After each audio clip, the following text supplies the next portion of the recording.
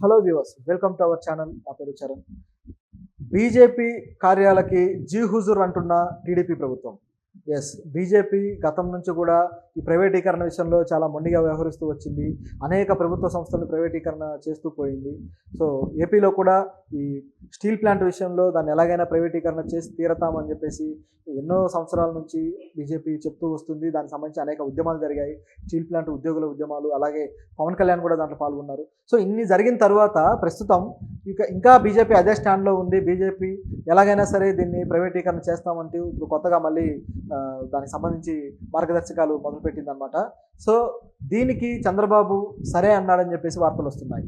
Yes, అంటే steel ప్లాంట్ని ప్రైవేటీకరణ చేయడానికి చంద్రబాబు ఎందుకు ఒప్పుకుంటున్నారు? ఆంధ్రప్రదేశ్ని డెవలప్ చేస్తానన్న చంద్రబాబు ప్రైవేటు వ్యక్తులకి ఇంత విలువైన ఆస్తిని కట్టబెట్టడానికి ఎందుకు సరే అంటున్నారు?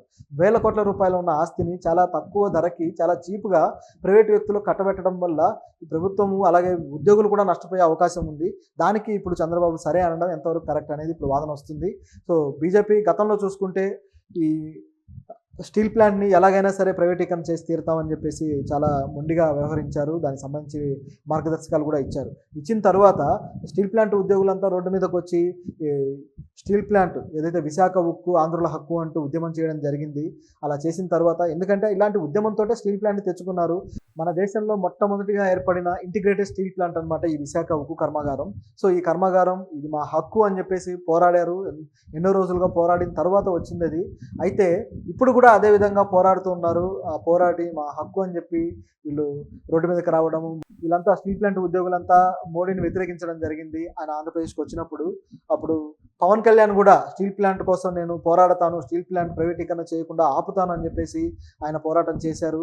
అప్పుడు బీజేపీతో పొత్తులో ఉండి కూడా ఆయన ఇలాంటి మాటలు చెప్పి ధైర్యంగా మాట్లాడారు.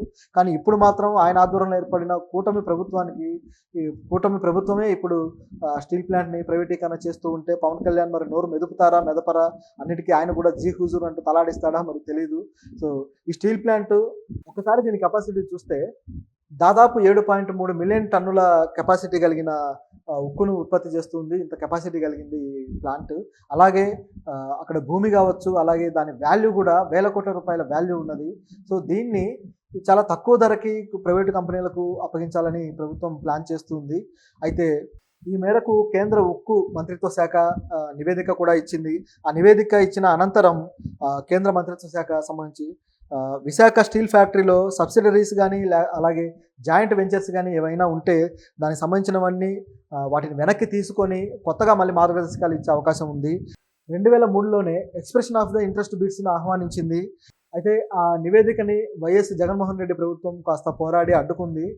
అయితే ప్రస్తుతం మాత్రం ఇప్పుడు ఇంకా దాన్ని ఆపే అవకాశమే లేదు. చంద్రబాబు ఓకే చెప్పేశారు. అయితే ఆయన ఓకే చెప్పడం వల్లనే ఇప్పుడు కేంద్రం నుంచి ఉక్కు శాఖకు సంబంధించిన మంత్రి కుమారస్వామి ఇప్పుడు ఈరోజు ఆయన ఏపీకి రానున్నారు. సో ఆయన వచ్చి దానికి సంబంధించిన విషయాలన్నీ సమీక్షించి ఆయన మళ్ళీ నివేదిక సమర్పించే అవకాశం ఉంది.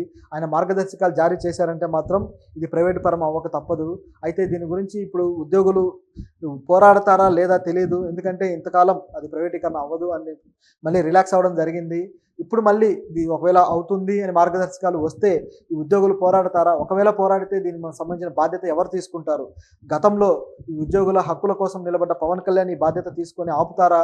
ఎందుకంటే పవన్ కళ్యాణ్ గతంలో కూడా కొన్ని వ్యాఖ్యలు చేశారు. ఏంటంటే ఆయన డిప్యూటీ సీఎంగా బాధ్యతలు తీసుకుంటున్న టైంలో మేము ప్రభుత్వంలోనూ ఉంటాము, ప్రతిపక్షంలోనూ ఉంటాము అని ఆయన వ్యాఖ్యలు చేయడం జరిగింది.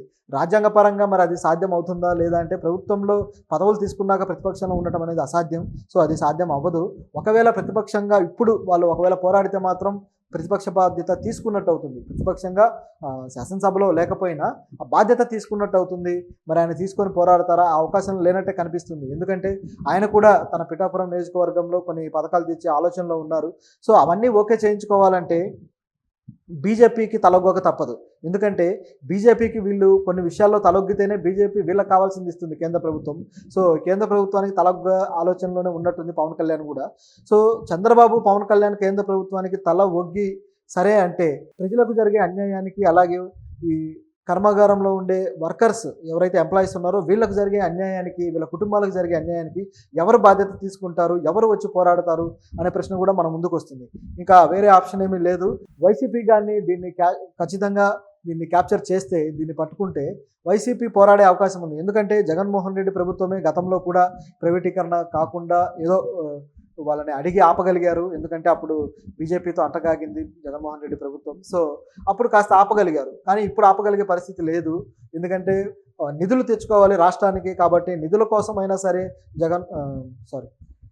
రిపీట్ రాష్ట్రానికి నిధులు తీసుకొని రావాలి. ఈ నిధుల కోసమైనా సరే చంద్రబాబు ఒప్పుకోక తప్పడం లేదు. కాబట్టి ఇప్పుడు ఇక ఏకైక ఆప్షన్ జగన్ మాత్రమే. సో ఈయన దీన్ని తన పార్టీ సిద్ధాంతంగా తీసుకొని, తన పార్టీ స్టాండ్గా తీసుకొని వాళ్ళు కానీ పోరాడితే ఈ ఉద్యోగుల కోసం ఖచ్చితంగా ఇది మళ్ళీ వెనక్కి వెళ్ళే అవకాశం ఉంది. ఈ ప్రైవేటీకరణ వెళ్ళాల్సిన అవసరం కూడా ఉంది. ఎందుకంటే కేంద్ర ప్రభుత్వం చెప్పే వాదన, ఈ ప్రైవేటీకరణ మేము ఎందుకు చేస్తున్నామంటే ఈ కేంద్ర ప్రభుత్వం ఏమీ వ్యాపారం చేయడానికి రాలేదు, ప్రభుత్వం అనేది పరిపాలిస్తుంది, వ్యాపారం చేయదు, సో మాది బిజినెస్ కాదు, వ్యాపారం కాదు అని చెప్పడం జరుగుతుంది అన్నమాట. సో పరిపాలించడం అంటే కేవలం పన్నులు ఎక్స్ట్రా వేసి జనాన్ని చావగొట్టడమా, లేకపోతే పరిపాలించడం అంటే ప్రజలకు ఇవ్వాల్సిన హక్కులు లేదా ప్రజల హక్కుల్ని హరించి వాళ్ళని జైళ్ళలో పెట్టిండమా, ప్రశ్నించే వాళ్ళని జైళ్ళలో వేయడమా, లేదా ప్రతిపక్షాలని దుర్భాషలాడడమా? సో పరిపాలన అంటే ఏంటి? ప్రజలకు సుభిక్షత కలిగించడం, సుభిక్షంగా వాళ్ళని పరిపాలించడం.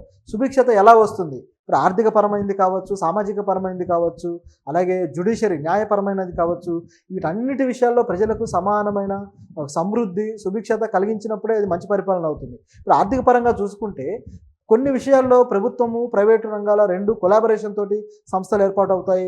అలాగే కొన్ని విషయాల్లో పూర్తిగా ప్రైవేటు రంగానికి ఇవ్వాల్సి వస్తుంది. అలాగే కొన్ని విషయాల్లో ప్రభుత్వమే బాధ్యత తీసుకొని సంస్థలు నడపాల్సి వస్తుంది. ఎందుకు ప్రభుత్వం బాధ్యత తీసుకొని సంస్థలు నడపాలంటే అది ప్రజల సంక్షేమార్థం చేయాల్సిన పని. ఎందుకంటే ప్రైవేటు సంస్థలు సంక్షేమాన్ని బాధ్యతగా తీసుకోవు. వాటికి కేవలం లాభమే ముఖ్యం. లాభసాటి వ్యాపారాలే అవి చేస్తాయి. ఇప్పుడు ఆర్టీసీని అప్పగిస్తే అందులో ధరలు పెంచుతాయి, రైల్వేలను అప్పగిస్తే అందులో ధరలు పెంచుతాయి. ఇప్పుడు బిఎస్ఎన్ఎల్ లేదా ఎల్ఐసి దీన్ని అప్పగిస్తే అందులో వాళ్ళకు కావాల్సిన లాభానికి సంబంధించిన ప్రాజెక్టులే తీసుకొస్తారు అందులో సైతం. సో ఇలా నడుస్తుందన్నమాట. ప్రజలకి బేసిక్ నీడ్స్, బేసిక్ ఇన్ఫ్రాస్ట్రక్చర్ సంబంధించి దేశంలో ప్రజలకు కావాల్సింది ఒక సంక్షేమ దృష్ట్యా చూసినప్పుడే అవి సరిగ్గా అమలవుతాయి. అప్పుడే వాళ్ళకు ఉపయోగం. లైక్ ఆర్టీసీలు కావచ్చు, రైల్వేలు కావచ్చు, ఇవన్నీ కూడా సంక్షేమ దృష్ట్యా చేయాల్సినవి. ఇవేమి లాభాల కోసం చేయవు ప్రభుత్వాలు. ఎందుకు వాటిల్లో రూపాయి రేటు పెంచగానే టికెట్ రేటు ఎందుకు ప్రజలు ఆందోళన చేస్తారు? ఎందుకంటే సామాన్యుడికి అందుబాటులో ఉండాల్సిన విషయాలు అవి. సో కానీ వాటిని మాత్రం వీళ్ళు ప్రైవేటీకరణ చేస్తున్నారు. అలాగే ఇది కూడా ప్రైవేటీకరణ చేయడం వల్ల దీని నుంచి వచ్చే ఉత్పత్తుల విషయంలో కావచ్చు, అలాగే ఉద్యోగుల విషయంలో కావచ్చు, ఉద్యోగ భద్రత దెబ్బతింటుంది. ఉద్యోగ భద్రత దెబ్బతింటంతో పాటు ఉత్పత్తుల విషయంలో అధిక ధరలు ఇప్పుడు పెరిగే అవకాశాలు ఉన్నాయి. సో ప్రతిదీ కూడా ప్రైవేటీకరణ అయింది అంటే అధిక ధరలు పెంచడము, సో ఈ విధంగా ప్రజల మీద భారం పెంచడం. ఆల్రెడీ పన్నుల విషయంలో భారం పెరుగుతుంది, మళ్ళీ ఈ విధంగా కూడా భారం పెంచుతారనే భయంతో ప్రజలు ఇవన్నీ వ్యతిరేకిస్తూ వస్తారు. సో ఇంకా ఈ ప్రభుత్వానికి కనువిప్పు కలగకపోతే, ఇంకా ఈ ప్రభుత్వానికి బుద్ధి రాకపోతే మరి ఇక ప్రజలే బుద్ధి చెప్తారు. ఎందుకంటే ఈ ప్రజల సంక్షేమార్థం పరిపాలన చేయని ఏ సంస్థ అయినా, ఏ ప్రభుత్వమైనా సరే దెబ్బతినక తప్పదు. ఇంకో వాదన కూడా ఉంది. ఈ ఫ్రీబీస్కి వ్యతిరేకము, బీజేపీ ఫ్రీబీస్ని అంగీకరించదు అని చెప్పేసి అనేక సార్లు మోడీ చెప్పడం జరిగింది. కేంద్ర ప్రభుత్వం ఫ్రీబీస్ని వ్యతిరేకిస్తుందని.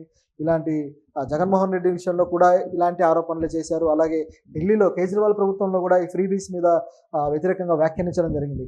ఇన్ని వ్యాఖ్యలు చేస్తున్నప్పుడు వాళ్ళు ఫ్రీబీస్ దేనికి ఇవ్వాలి, దేనికి ఇవ్వకూడదు అనే క్లారిటీ ఆ ప్రభుత్వాలకు ఉంది.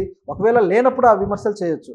కానీ ఆ ప్రభుత్వాలు ఫ్రీబీ ఇవ్వాల్సిన అవసరం ఉన్నవి, సంక్షేమార్థం చేయాల్సిన పనులు ఏవైతే ఉన్నాయో వాటికి మాత్రమే ఫ్రీబీస్ ఇస్తున్నారు, సంక్షేమాలు చేస్తున్నారు.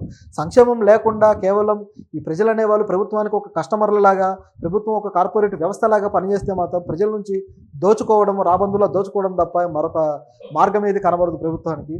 ఆ విధంగా ఈ కేంద్ర ప్రభుత్వం చేస్తున్నట్టు కనిపిస్తుంది. ఈ ప్రైవేటీకరణని కొన్ని విషయాల్లో అవసరం, ప్రైవేటీకరణ కూడా కొన్ని విషయాల్లో అవసరం. ఇప్పుడు ఐటీ సెక్టర్ మొత్తం ప్రైవేటు వ్యక్తుల చేతుల్లోనే ఉంది కదా. ఐటీ సెక్టర్ ఏమీ ప్రభుత్వం నిర్వహించట్లేదు కదా.